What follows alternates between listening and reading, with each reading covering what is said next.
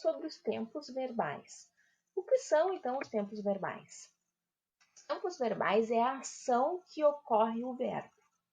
Eles podem ser no passado, também chamado de pretérito, no presente ou no futuro. Eles indicam, então, o momento que ocorre a ação do verbo. O tempo presente ocorre no momento da fala, é o agora.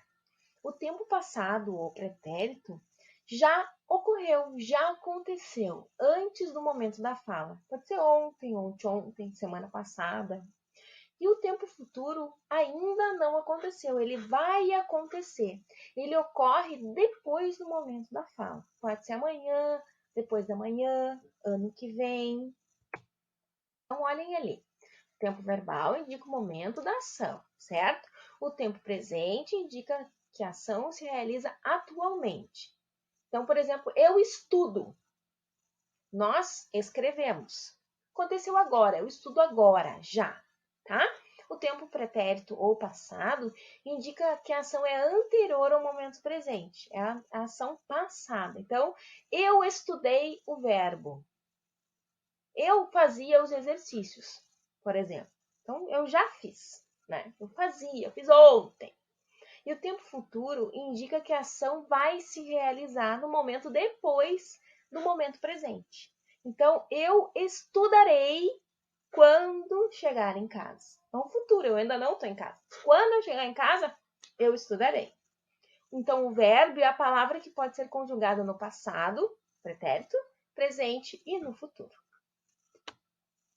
Então, tempo passado, ou também chamado de tempo pretérito, indica momentos anteriores, decorridos e acabados. Exemplo, eles fizeram mesmo isso?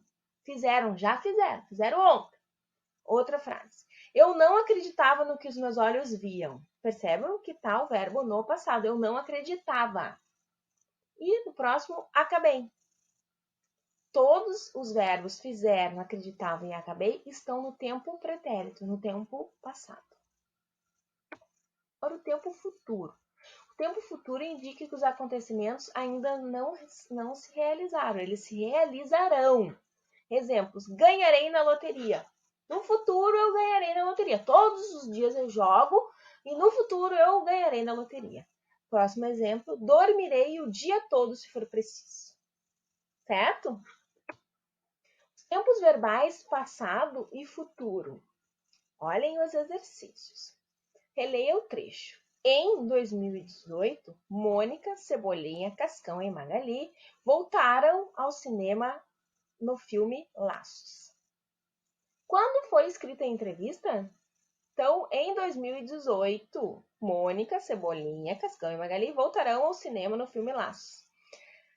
Percebam que nós temos o verbo voltarão, ele indica que é futuro. Então, a entrevista foi escrita em 2017, porque em 2018 os personagens voltarão ao cinema no filme que se chama Laços.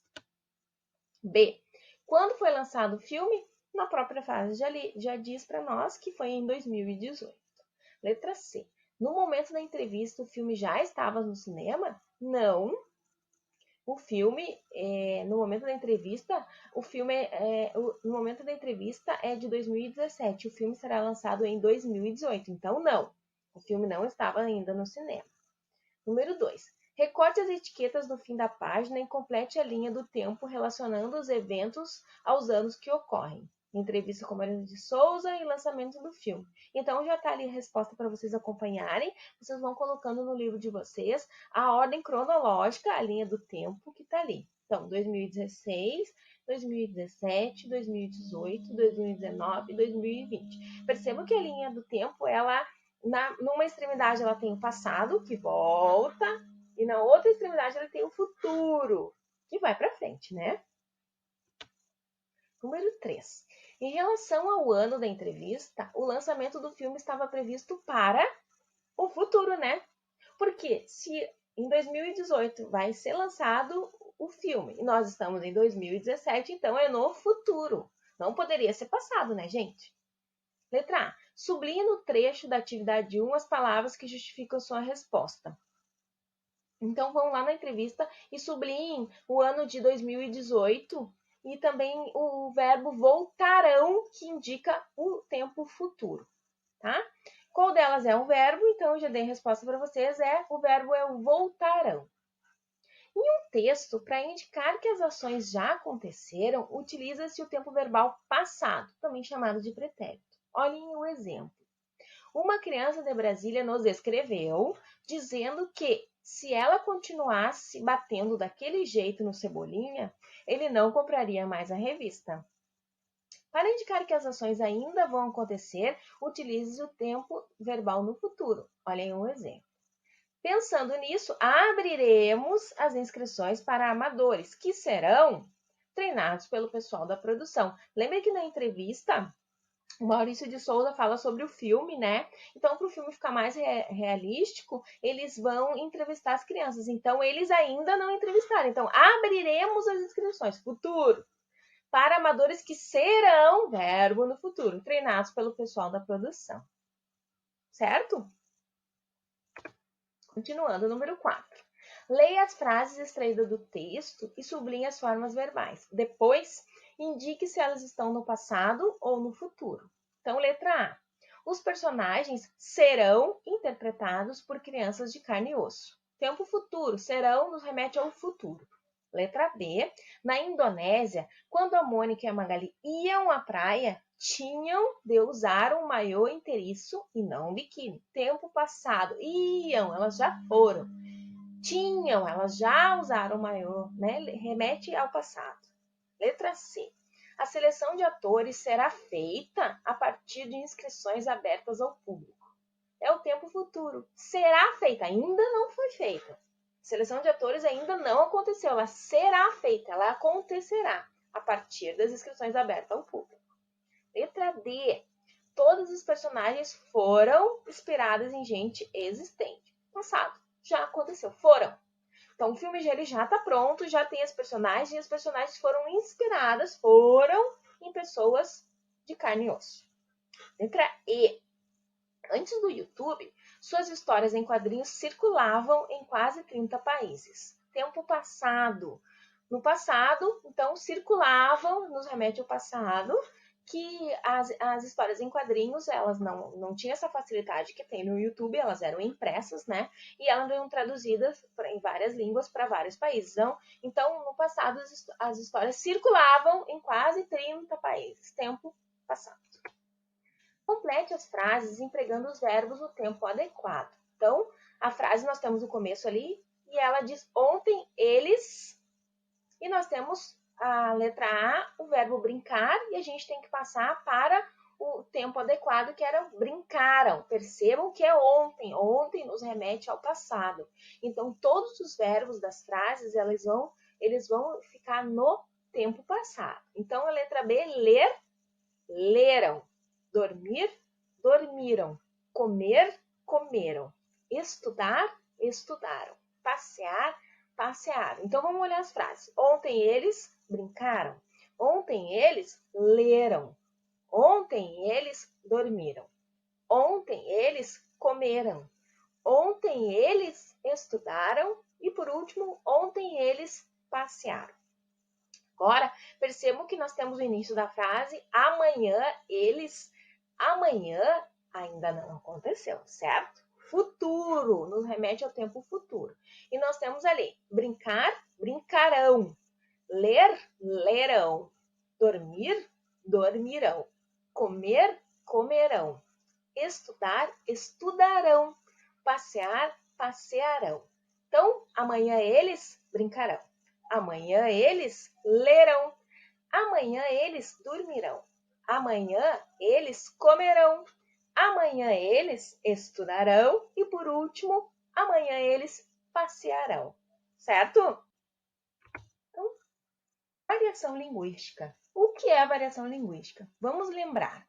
São diferenças que uma mesma língua apresenta quando ela é utilizada, de acordo com as condições sociais, culturais e regionais e históricas. Então, é a forma que a gente usa a língua, dependendo do lugar que a gente está, da cultura que a gente está inserida, né? Da região que a gente mora. Então, são as diferentes formas da mesma língua, no nosso caso, a língua portuguesa. Quais os tipos de variação linguística que nós temos? Nós temos a variação histórica, variação geográfica, variação social e variação situacional. Importante, todas as variações estão presentes tanto na língua falada quanto na língua escrita. Podemos, inclusive, encontrar e usar as variações linguísticas em diferentes contextos de produção escrita. Então, o primeiro exercício que a gente tem ali é o de número 4, né? E leia o título dessa notícia, diz ali para nós. 10 livros para os miúdos lerem nas férias de Natal. Um livro sobre Greta Thunberg e outro sobre rock and roll. Um alfabeto muito nojento e um livro para pôr os pontos nos is. Aqui ficam algumas sugestões de leitura para os mais novos. Então, esse título da notícia e esse pedacinho da notícia foi escrito no Diário de Notícia, que é um dos maiores jornais portugueses. Foi escrita pela Maria Caetano e ali tem o site da onde está essa notícia e a publicação foi em janeiro de 2020. Letra A. Circule a palavra que indica o público-alvo dos livros sugeridos pela notícia. Depois, copia abaixo. Público-alvo, no próprio título a gente já vê. 10 livros para os miúdos, né? Os miúdos, que significa na língua portuguesa de Portugal as crianças. Miúdos significam crianças. Então, indicam títulos de livros para as crianças lerem nas férias de Natal. Então, eles vão circular e copiar ali no espacinho miúdos. Letra B. Nesse contexto, podemos entender que essa palavra se refere a crianças. Eu mesma já havia dito para vocês, então a gente vai marcar o quadradinho, primeiro quadradinho ali, crianças. Miúdos são crianças da língua portuguesa de Portugal. Letra C. A palavra que você circulou usada no Brasil com este mesmo significado? Não. Né? Nós usamos crianças para crianças aqui no Brasil mesmo. A gente escreve diferente da língua portuguesa de Portugal. Então, para lembrar, em um mesmo idioma há variações na maneira de escrever e no significado das palavras. Chamamos esse fenômeno de variação linguística. Número 5. Relacione as palavras às suas respectivas variantes do português no Brasil. Então, na esquerda nós temos A, B, C e D, autocarros, passeios, prenda, auscultadores. Na outra fileira, na fileira da direita, nós temos que relacionar, colocar as letras correspondentes. Então, letra A, autocarros. A gente vai colocar no terceiro quadradinho, que autocarros é o mesmo que automóveis. A letra B, passeios, a gente vai colocar no segundo quadradinho, que são as calçadas. Passeios são igual calçadas. Letra C, prenda, a gente vai colocar no último quadradinho lá, que é igual um presente. Eu vou pagar uma prenda, eu vou dar um presente. E letra D, auscultadores, que é o primeiro quadrinho, que a gente vai colocar a letra D, que é a mesma coisa que fones de ouvido. Para vocês verem que as palavras escritas diferentes têm o mesmo significado numa mesma língua, né? Só que em países diferentes. Agora a gente vai fazer uma revisão dos dígrafos. Então, o que são os dígrafos? Eles acontecem quando duas letras são utilizadas para representar um único fonema, um único som.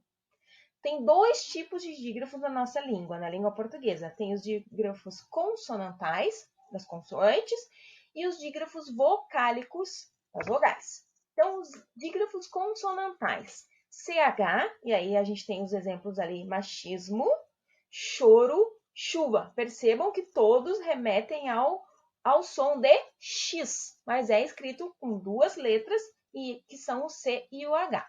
Depois, o outro dígrafo que nós temos ali, nós temos o LH, que temos agulha, milho e palhaço.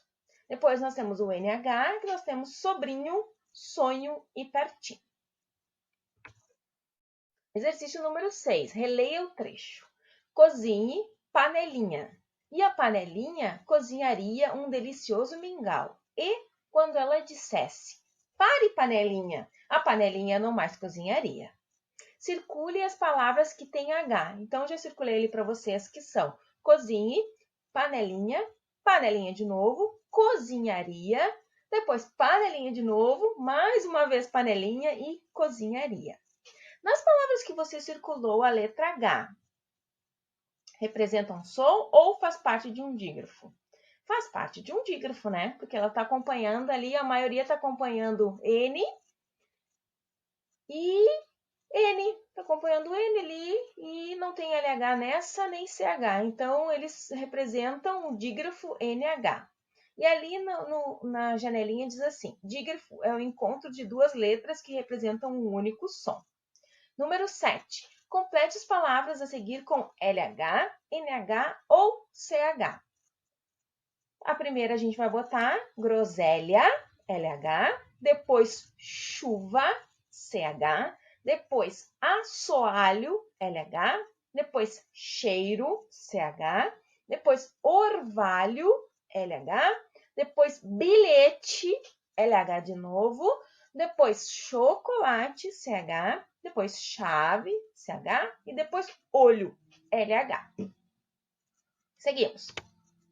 Número 8. Escreva o nome do que cada imagem representa. Então, a primeira imagem nós temos o alho, depois nós temos o helicóptero, depois nós temos chaleira, depois nós temos ali a horta, a orelha e a minhoca. Letra A. Em quais palavras a letra H compõe um dígrafo? Então, já está ali para vocês. Compõe um dígrafo em alho, chaleira, orelha e minhoca. Percebam que helicóptero não tem outra letra acompanhando, não tem o dígrafo. O H começa a palavra, tá bem? Letra B.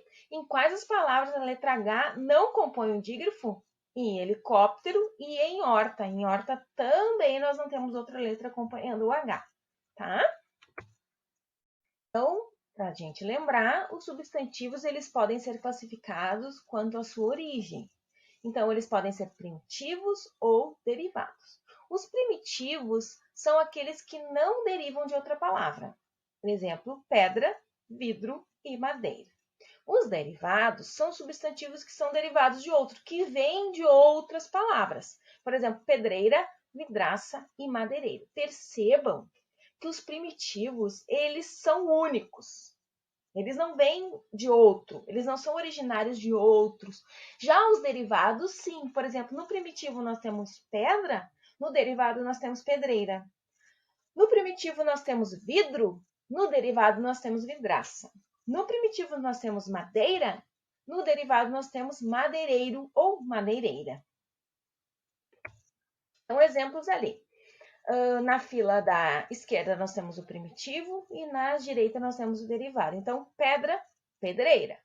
Vento, ventania. Grama, gramado. Jornal, jornalista. Chave, chaveiro. Peixe, peixaria.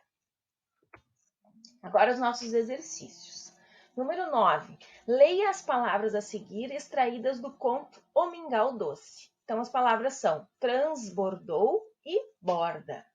Pinte a parte em comum das duas palavras. Então, a parte em comum das palavras é o B, o O, o R e o D. Tem na palavra transbordou e também tem na palavra borda. Letra B, relacione as palavras com seus respectivos significados. Então, transbordou, a gente vai ligar lá para baixo, que é igual saiu as bordas, derramou. Depois, borda, a gente vai ligar lá em cima, a primeira bolinha que diz extremidade de uma superfície, margem ou beirada. Letra C. Considere a relação entre essas palavras e complete a frase. A palavra transbordou é derivada da palavra borda. Certo? Então, são chamados de primitivos as palavras não derivadas de outra. Já as palavras derivadas de outras são formadas a partir de outras palavras, como pedra e pedreira. Número 10. Classifique as palavras do quadro em primitivas ou derivadas. Então, vamos olhar as palavras que nós temos. Nós temos mãe, cafeteira, gol, lapiseira. Depois, goleada, gota, café, goteira. Depois, nós temos lápis, materno, canil e cão.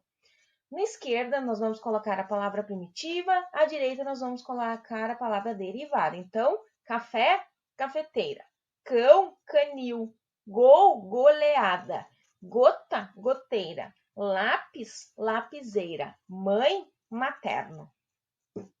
Percebam que a palavra derivada ela sempre vem de uma palavra primitiva, né? E a palavra primitiva ela não é originária de outra palavra, ela é sozinha, ela não vem de outra, tá bem?